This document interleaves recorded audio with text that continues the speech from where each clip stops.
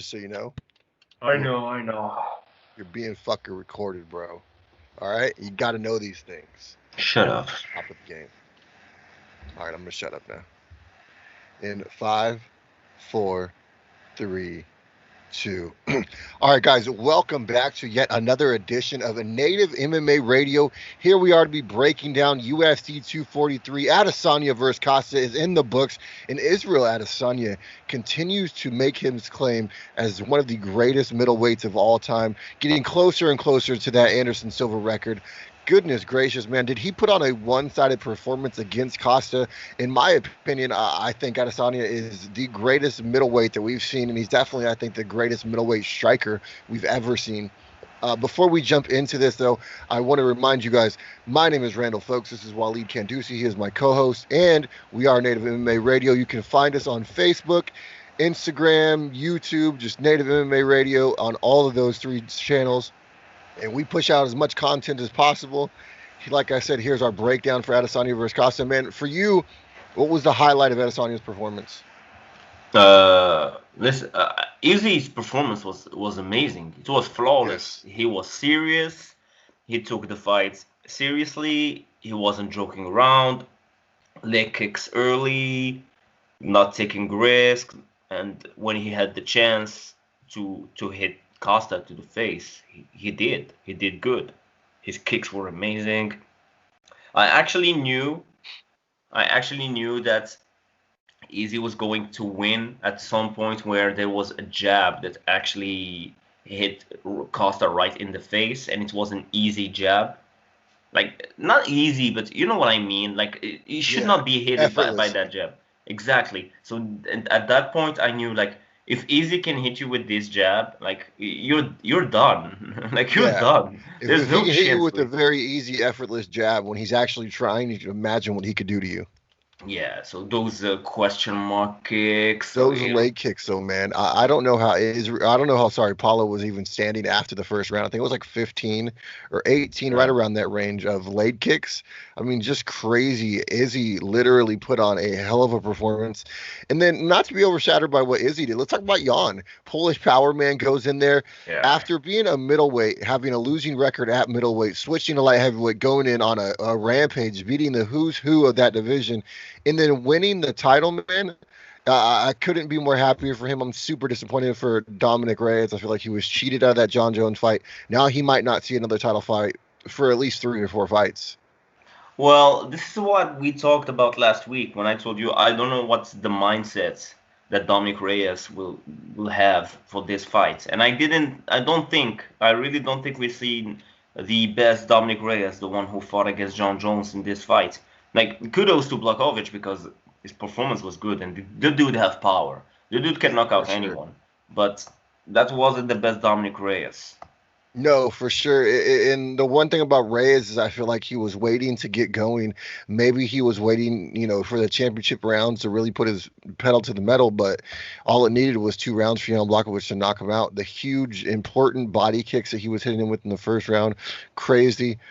We go into those two fights a little later on in the show, though. Let's start at the early prelims, like always. Talk about Kadius Ibrahimov versus Danilo Marquez. These two guys making their UFC debut in the light heavyweight division. I know you like to start with heavyweights. We got the light heavyweights this time. Round one, Marquez makes his UFC debut. Looked pretty good in round one for not fighting for almost 2 years. I think it's a long layoff, but he looked really good. Grappling game plan was really his path to victory. He was able to take Ibrahimov back at the end of the round, and it seemed like once he got him to the ground, he was just really dominant and was able to do whatever he wanted to do. Really, Yeah. Marquez, in my opinion, won the first round 10-9. Round two, Marquez again was able to dominate the grappling department. He held a dominant position for most of the round. Ibrahimov needed to set up his punches. Instead of just throwing him recklessly, it was a situation where he was literally just like hooking overhand rights and like telegraphing uppercuts. Like it Yeah. was like I thought I was boxing. That's how bad it looked. Marquez, though, pulls out that round 20-18. Round three, uneventful round for both of them. Both of them look really tired. Ibrahimov threatened with a guillotine for a split second, but he was able to get swept, and Marquez held a dominant position for the rest of the round. Marquez won that round and the fight 30-27, in my opinion. The decisions gave it to Danilo Marquez, winning by unanimous decision. Uh, Back and forth fight, super uneventful towards the end. Wasn't that banger we were hoping for, to start off the card. It wasn't, like you said, it wasn't a banger. At some point, maybe it was even a little bit sloppy as a Yes. fight, but it is what it is. It wasn't like the best fight to start, maybe. I Like, think a little bit of the sloppiness comes from Marquez being off for 2 years. I mean, that's a long layoff. yeah, And yeah, to make your UFC debut as well. So, not only do you have the layoff, the ring rust, but you have the jitters for being your UFC debut. All those things kind of accumulated into one. And but he was able to squeak out a victory, and he looked, dominant on the ground doing so. yeah. I agree with you. His grappling was definitely gave him the win. Yeah, for sure. Juan Espino versus Jeff Hughes in the heavyweight division. Here we go, getting your heavyweights in it. Round one, Juan Espino looked great. He used his striking to eventually work a takedown and then just Yeah, ragdoll Jeff Hughes the entire time. He eventually gets him in a scarf hold and taps him out. Juan Espino submits Jeff Hughes 3 minutes and 48 seconds into the first round. What a beautiful performance by him. Again, another guy taking a long layoff. He hasn't fought since he won the Ultimate Fighter, and that was forever and a half ago. But he looked really good in this, and it really has to put the heavyweight division on notice. You got a guy who's very dominant grappler. yeah. And there's not a lot of them in this division, and great game plan to take the fight early to the ground because if they were keeping it standing, I feel like Jeff Hughes would have maybe a lot of chances to actually win this fight. So Juan Espino took the fight to the ground and did it in the first round. So yeah, Yeah, great performance. the one thing too is his striking is, very underrated. I think a lot of people overlook it because how good his grappling is, but he really got those takedowns based on, being able to just freely throw those overhand rights. Like he threw them with reckless abandonment. I want to give Jeff Hughes props so that he did everything in his power to stay on his feet. Like the dude was literally fighting Yeah. for his life out there. It was just when there's completely different levels to this, and Juan Espino is clearly on a completely different level when it comes to the grappling. When you're a better grappler in this heavyweight division, don't take the risk at all to strike because anyone can knock anybody out. So if you're the dominant grappler, just take it to the ground and dominate. 100%. In the regular prelims, those were the early prelims, those last two fights. So Yeah. regular prelims, William Knight takes on Alexa Kumar in the light heavyweight division. William Knight just winning his UFC contract on Dana White Contender Series this last season. Alexa Kumar, obviously the training partner of Stipe Miocic. Round one, Kumar comes out, pushes Knight up against the fence for most of the round, controlling that position. When they did strike, though, Knight was getting the better of Kumar. Kumar 10-9 in the first round. Round two. This round starts off the same with Kumar pushing Knight up against the fence. This time, Knight was able to work his offense and score two big takedowns from that position. Knight controlled Kumar for the last 90 seconds of the round, threatening with a huge key lock as the round comes to an end. This one tidy up the fight 19-19. Round three, William Knight looks good again. This round gets another two takedowns and controls Kumar for a nice ground and pound for most of the round. Knight winning this round and the fight 29-28, the decision. William Knight beats Alexa Kumar by unanimous decision. It was a really good debut for William Knight. I expected, obviously, fireworks. We didn't quite get those, but we were able to see that he has, a gas tank. He's able to go those 15 minutes, and he fights really smart. Yeah, and only one judge saw it 29-28. The two others saw it 30-27 for Knight. So, pretty dominant performance, I would say. Maybe in one round, maybe there's a little bit of a question mark, but overall, it's a clear win for him. Yeah, he looked very good. Just really like a raw specimen. Like, dude's power is just crazy. He's built like a brick shit house. I mean, I'm really excited to see what he could do in that light heavyweight division. Yeah, well, 100%. The next fight, Shane Young takes on Lovett Klein. Lovett is making his UFC debut. He actually missed weight in this featherweight bout. Round one, both guys come out, filling each other out. Then Klein lands this huge combo, starting with a jab, following up with a left head kick, lands a clean right uppercut, followed by a lightning fast left hook, knocking out Shane Young. Levitt Klein knocks out Shane Young 1 minute and 16 seconds into the first round, making good on his UFC debut, losing a little bit in his purse. Izzy brought up the fact that we should be taking more from these guys when they're missing weight, and they wouldn't, be so willing to forfeit that money if, it was a substantial amount of money. Izzy was talking like 80%. I'm not sure about that because but let's talk about the fight by itself. Listen, his nickname is Mr. Highlight, and that was a highlight finish. Yeah, so it was good. It was a great performance. Now, if we're talking about how much money should be taken of you if you miss weight, I don't know. At first, they didn't even have that at first, right? They didn't even get like 50% of their purse, if I'm not wrong. I believe, unless it was like the early days, that's Yeah. always been a thing. Yeah, so I don't know. Do they want to change it? You think Easy wants to change it? I don't know. Maybe they should. Maybe they should. It'll deter guys from wanting to, just because, like Izzy said, there was 90 minutes for him to go in there and try to cut the weight. He just blatantly refused and just said, fuck it, I'll fight heavy. Yeah, at this point, I kind But of Shane agree. Young Yeah, as well has the opportunity to turn down the fight. exactly. So, but if you turned out this is how crazy the MMA world is. If you turn out the fight, you will be like, look out. People Yes, will look at you like you're a pussy and that you don't want to exactly. fight. Well, this is a professional thing, so No, I don't know. 100%. Yeah. Diego Sanchez versus Jake Matthews next in the welterweight division. Round one, you can tell from the beginning Diego is clearly the slower fighter. Jake's landing Yeah. at will and really controlling the striking exchanges. Although in typical Diego fashion, he's rushing in and throwing a lot. Jake scores a takedown at the end of the round, rocks Diego at the bell.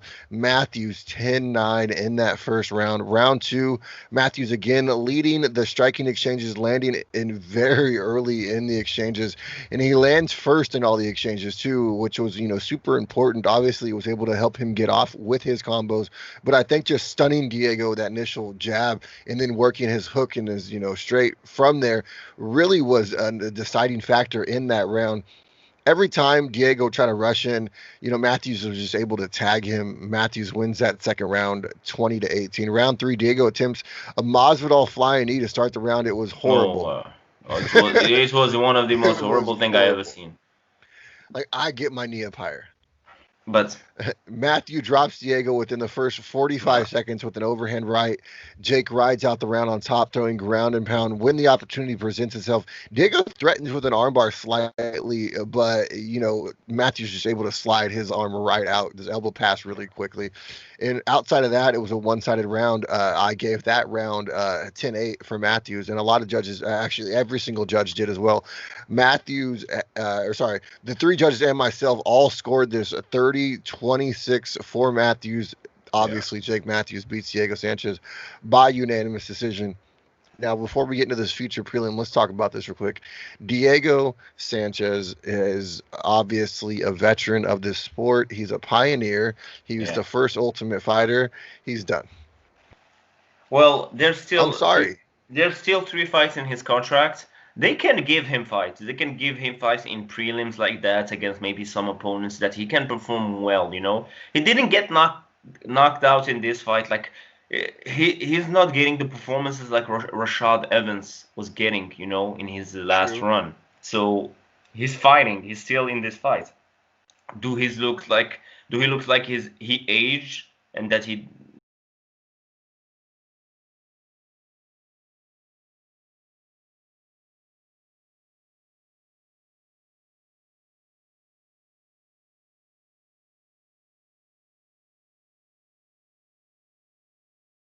Up to Matt Sarah saying, "Hey, I heard you were talking shit about me and my techniques on your podcast." And Matt Sarah goes, "Bro, I don't even know who the fuck you are." It was hilarious. He's going over there looking to, get his name out there and to get some respect. And Matt Yeah. Serra is just Matt Come on, Serra. you don't Like you don't the you don't wrong go to Matt person. Serra. Yeah, you don't go to Matt Serra for this. But what's crazy that the story of this fight wasn't even the fight at all. The story of this fight was Diego Sanchez getting his name called out by Conor McGregor for a fight. Yeah, that's crazy. Connor I is on another one right now. I don't bro, even understand the call he's out of Diego Sanchez. What do you win from that? I don't know if he's even handling his social media or he's giving it to his son or he's giving it to someone else because the things that he's posting doesn't make sense at all. The UFC has now officially offered him a fight against Dustin Poirier. Both of the guys have said that they are, willing to accept the fight. Connor obviously is willing to accept it, but on his terms. He wants to Yeah. do it outside of the UFC. He wants to do it for charity, and he doesn't want to do anything that has to do with the UFC. I don't really understand his stance there, especially when you look at the company as a whole. It's really made him what he is. So I don't get that. But we could talk about Connor all day long. Let's get back into these Yeah, fights. let's go back there. Featured prelim of the night, Brad Riddell takes on Alexa Da Silva, round one.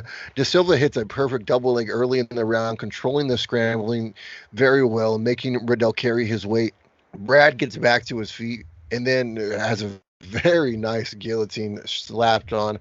Riddell's able to scramble out of the submission, but Da Silva still controls the rest of the round on top. Da Silva winning that round 10-9. Round two, this round was much closer. Riddell was landing some good knees to the body. Da Silva had a very nice switch kicks going in there. Towards the end of the round, though, Riddell scores a takedown, which really secures him that round 19-19. There was a lot of 1990s coming into this third round, and I love those type of fights because it really just shows that guys are willing to go in there and do whatever it Yeah. takes. Brad Riddell controls the round when it comes to the striking exchanges, landing on every single time they threw in a combinations. He was landing first. Riddell outstriking Da Silva 35-28 in the round. Riddell 29-28 the decision. Brad Riddell beats Alexa Da Silva by unanimous decision. A very good fight for Brad.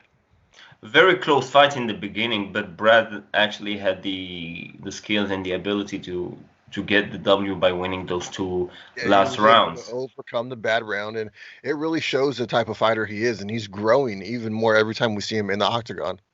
And I would not even say a bad round for him. I would say maybe a great round for Yes. Alex because he didn't lose that round. It was a tie, but he really stepped over in those two last rounds, and yeah, very very solid performance by him. Now, getting into the main card, Hakeem Dawodu versus Zabara Krugov. Featherweight division round one. Both guys started the round slow. You can tell they respect each other's abilities. Hakeem outstrikes Tukarov 13-10, but Subara lands the bigger shots. In my Yeah. opinion, Tukarov wins that round 10-9. Round two, both guys again look good on their feet. Dawadu landing on all three levels, and Tukarov continue counting very good. He was able to counter him, just multiple occasions. Dawadu was overextending himself with his punches, and Zakharov was literally piecing him up with that. Zakharov lands a takedown at the end of the round, which probably gives him the edge. Zakharov, in my opinion, is now up 20-18. Now, in my opinion, and obviously his opinion, he just won 2 rounds. That's the fight, no matter how you look at it. But so obviously Zakharov coasts this round, consistently backing up. He shoots for a couple takedowns, couldn't land any of them. Hakeem looks very good. It's just it Yeah. seemed like he was a little too little too late. Takharov winning the fight, in my opinion, 29-28. Here's where things get a little interesting. Hakeem Dawadu wins the split decision. I see it. I can understand where they gave it to him, but if you look at the numbers in the first round, Hakeem does outstrike Zabara. Yeah. But if you look at the 10 strikes that Zabara lands compared to the 13 that Hakeem does, Hakeem lands, I believe, 4 or 5 leg kicks. Zabara was landing 10 solid head strikes. Yeah, I agree with So, you. It so was in my opinion, Sakharov won round one. Round two, he won it with a takedown.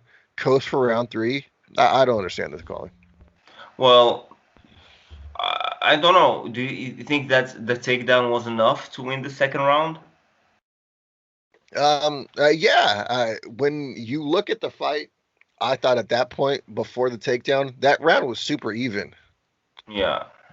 I don't know. I think that that third round really is the reason why Zubaira actually didn't win the fight, because it was a close fight, because it was more about number of strike Well, against I don't think he great took one strike. step forward the entire time in that third round.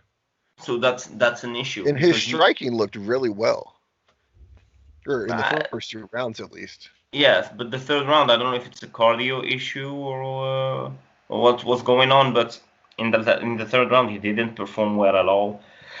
But it was a close fight. I can see how people think that Zubaira actually won this fight. Hakeem,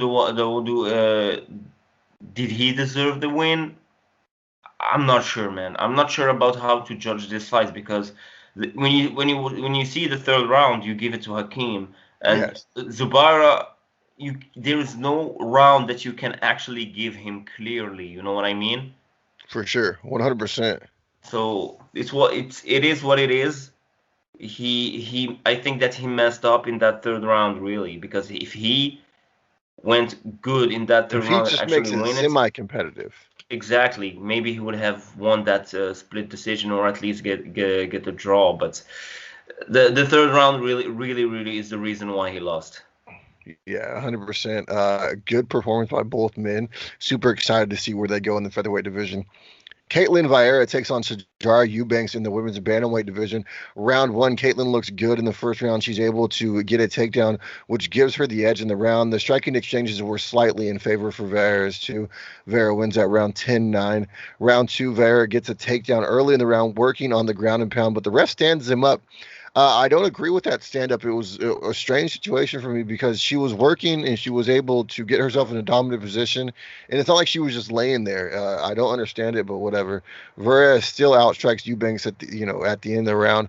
Vera 20-18. Round three, Eubanks lands some solid body kicks this round. Strikes this round. But it's just not enough. Vera has already really won the fight at that point, and she's just having her way with Sajara on the feet. Has some huge advantages on the ground. This round is much more even, obviously, but Vera still wins the round in my opinion. Vera 30-27, and obviously Caitlin Vera wins. She beats Sajara Eubanks by unanimous decision. I thought it was a pretty one-sided performance. Before her loss to Irene Aldana, I thought that Caitlin Vera was going to be the lady who would take out Amanda Nunes. Uh, well, take out. I'm not sure about that. Maybe fighting against Amanda Nunes would be the proper word. I don't think that she would be able to beat Amanda Nunes. I don't think there's no one who actually can beat her. I believe in this. Shout out to Coca-Cola, our sponsor. I don't think that she can actually. There's no one who can beat Amanda. But in this fight, you said 30-27. That's your opinion. It actually was 29-28. She lost that third round, but she knew that she did enough in those two first rounds? What do you mean no? She didn't win that last round. They're high. I'm not. I'm telling you Shoot, what. well, with some body strikes. I'm not sure. They gave her the third round, so they gave her the third round. Now, did maybe she didn't do what she did in those two first rounds to actually really give her that win in that third round. But in any event, she won. So who cares? At Who the end of said the day, I'm just glad that was the last time we had to use the judges all night. I agree with you. It was weird. It was a weird night, but everybody was just waiting for the co-main event and the main event. Let's be honest, okay? It This was a card, great night of fights. So I mean, if you really look at it as a whole, it was yeah, a solid B.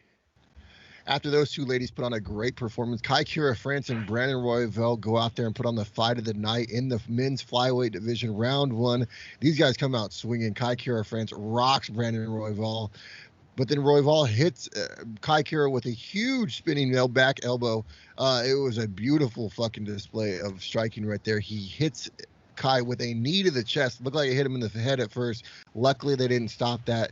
Then on the ground, they scrambled. Royval controlling those exchanges. Royval hits Kai with a clean knee for a second time. Both guys landing strikes towards the end of the round. It was a crazy, fucking hellacious first round. Royval wins the round 10-9. One of the best rounds I've seen all year. yeah, it was a beautiful first round. Uh, Too bad that there wasn't a crowd. I feel like people would get They really went hyped crazy. up. it would have been crazy, and like the hype would get into that co-main event and main event because they really, really, really delivered. Really For great, great sure. performance by both guys. Round two, these two go at it yet again. With 30 seconds into the round, Royval slaps on a standing guillotine and submits Kai Kira France. Brandon Royval submits Kai Kira France 48 seconds into the second round. Flyweight division, you have a scary contender on your hand. Brandon Royval is now 2-0 in the UFC, taking out former title challengers Mr. Tim Elliott, now taking out Kai Kira France. This guy is on a roll right now. Factory X, Mark Montoya was in his fucking corner. Our good friend Alexander Hernandez was there as well. This was the type of fight you needed before these two title fights. Yeah, I agree with you 100%. Ariel Helwani said that thank God that this division didn't went down because Yes. when you see this fights like that, you really thank God that Dana White actually changed his mind and didn't delete the division. Great, great performance by Brendan and great performance also by Kai Kara France.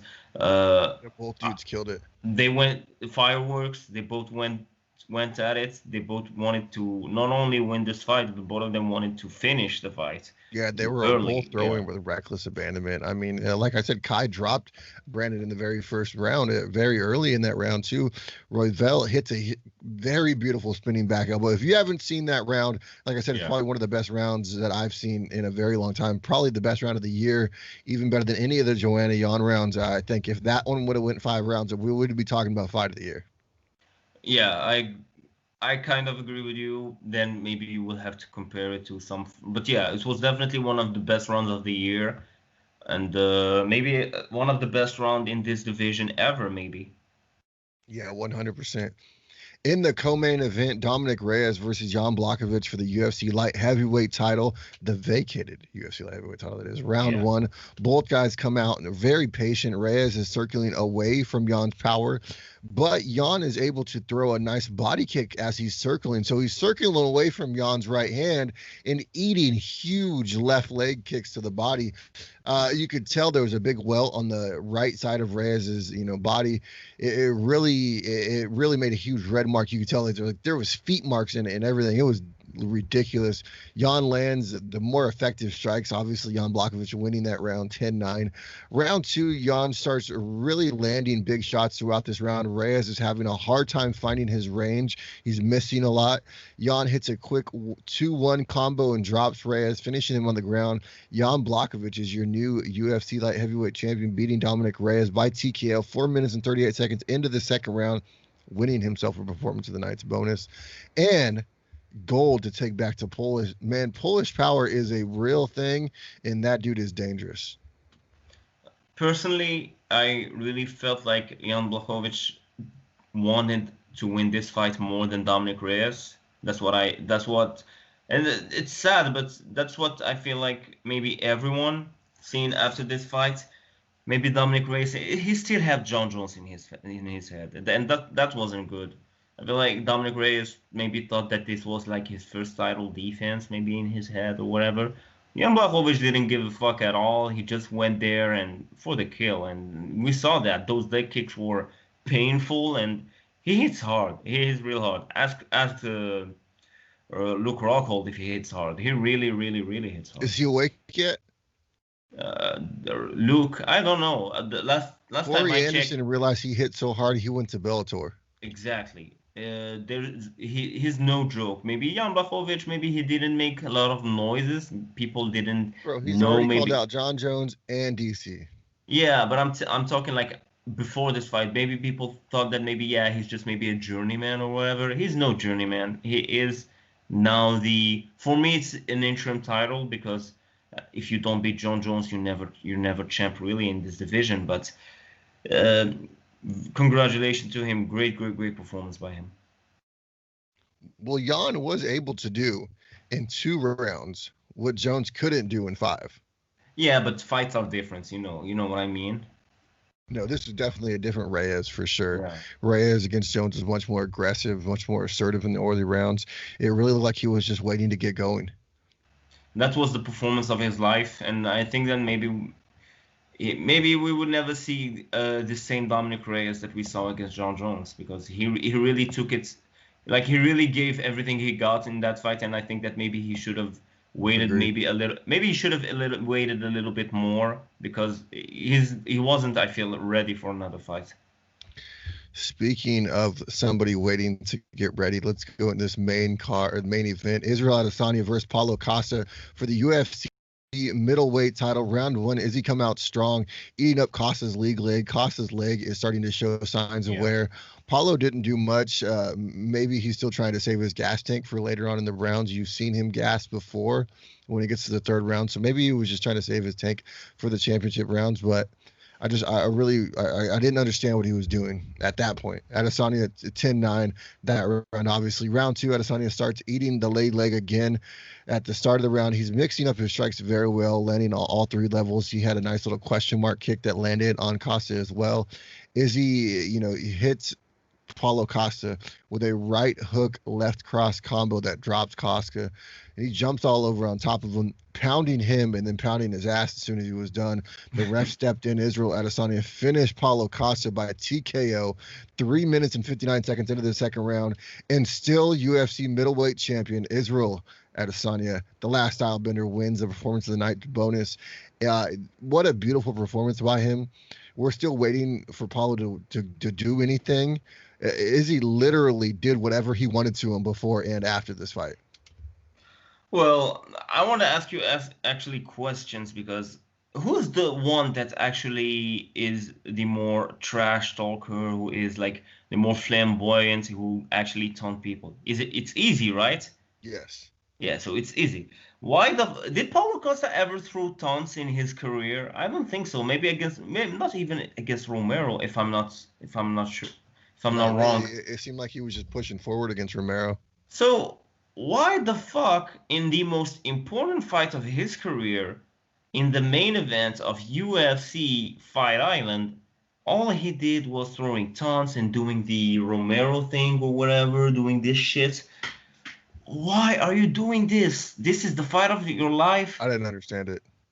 And I loved Izzy. I loved Izzy. I loved how Izzy was, like, from the get-go, from the first seconds he was in the fight. He was focused, no bullshit, nothing like leg kicks. He was here. Like, Easy was here. He knew that it wasn't an easy fight. He knew that he needs to be focused 100% to not get caught by a random strike or whatever by Paulo Costa. But Costa, that when you fight against a guy like Easy, you need to make him respect you. And by making him respect you need to put pressure. You need to make the fight dirty. And you need at least to, you need to do what Kelvin did. You need to make the fight a dog You fight. need to be in his face. You need to be in his face. And don't let him just do whatever he wants. Don't let him stand at his range and literally throw at will at you. There's no one who can actually be even close to him when it comes to technique. So don't turn it into a technical fight. I was so disappointed by Paulo Costa. His performance was sloppy, and then now he's talking shit. He's saying that Adesanya disrespected him, and he's still disrespecting him in Instagram for sure. And he should be disrespecting him, because you know why? You don't throw taunts during the fight. You throw this shit before and after the fight. Who cares? Yeah, he got humped. He Yeah, literally embarrassed his shit right now. And Izzy's performance was amazing. Izzy and beat his ass, and like then he shit. beat his ass. He looked like shit, Paulo Costa. But I have to agree with you. Like I said, I'm still waiting for him to start. Yeah. I'm still waiting for Paulo to start. I don't even know what the fuck he was thinking about, what his game plan was. Eric said that he has the master plan to beat the entire team, and you couldn't even beat the biggest and most important guy. Now you want to talk about coming after Volkanovski next, and Izzy's talking about he's going to come all over your face. I don't understand the game plan. I get maybe trying to save his gas tank for the later rounds, but if you can't get through the second round, what's the point? It wasn't even that. I feel like it wasn't even getting waiting for the last rounds, because what are you waiting for? Let's just imagine that Izzy didn't finish him. Do you think that Izzy actually got tired by just throwing those strikes? Not at all. So no. Izzy didn't look like he even broke a sweat.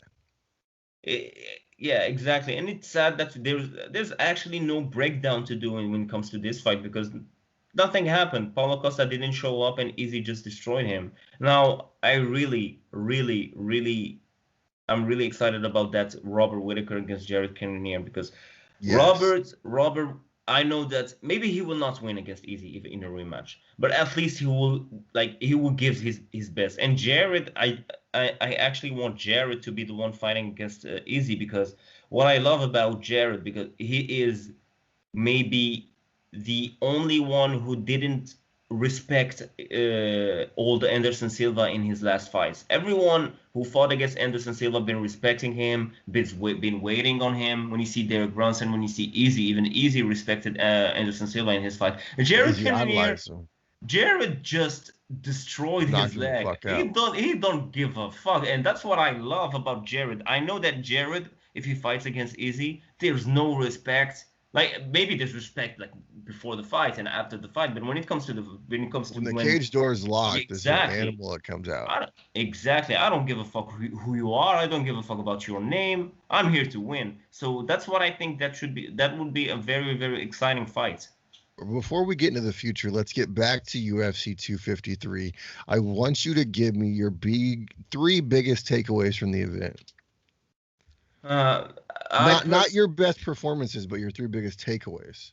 Biggest takeaways: the fact that Paulo Costa didn't show up at all. That for me was a big takeaway. Diego Sanchez, even though nothing happened, particularly whatever, just having him and seeing his coach for me is will always be weird. I actually want to see Diego Sanchez against Mike Perry, one coach and versus one coach. Mike Perry with his chick, Diego Sanchez with also his chick as a coach. That would be amazing. And yeah, and the third thing, I don't know, maybe the Kaikara France fight against Brendan. Well, it was a great fight, but I have to tell you, this card was good. It was a decent card, but for me, it was just that. It was just decent.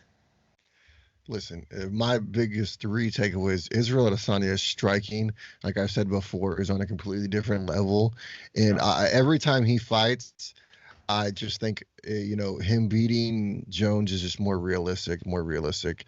Brandon Royval is a serious contender in the UFC's flyweight division, and I can't wait to see what's next for this young man. And they go all the way back to early prelims. Juan Espino is going to be a big challenger in this heavyweight division.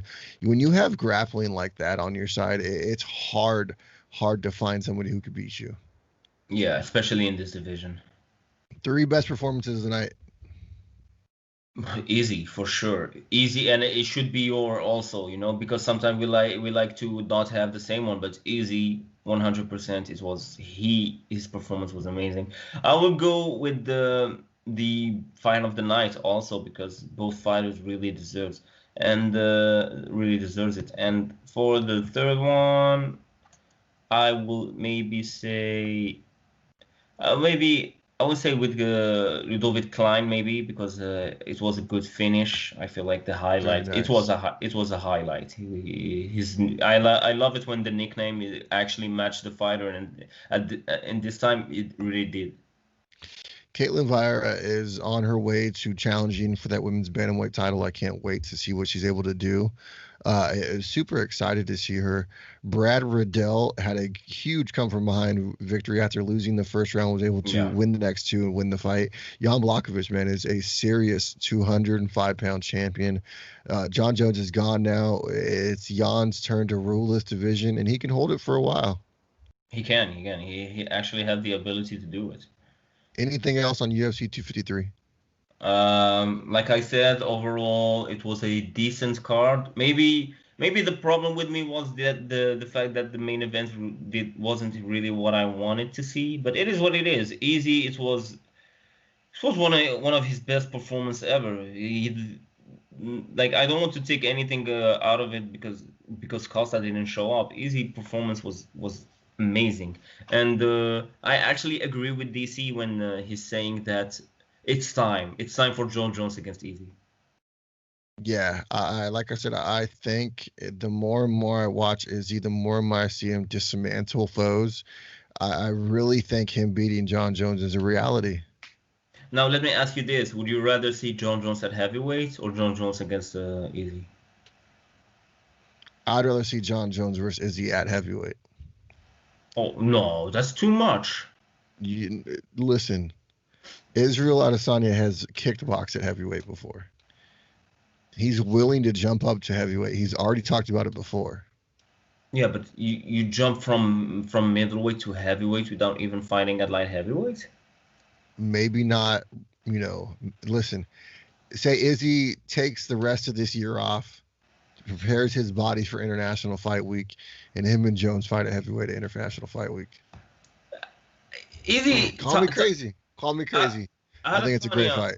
Adesanya time is his friend, you know what I mean? Because the more he waits, the more John Jones gets older, and the more he has chance for winning this The more fight. he looks normal.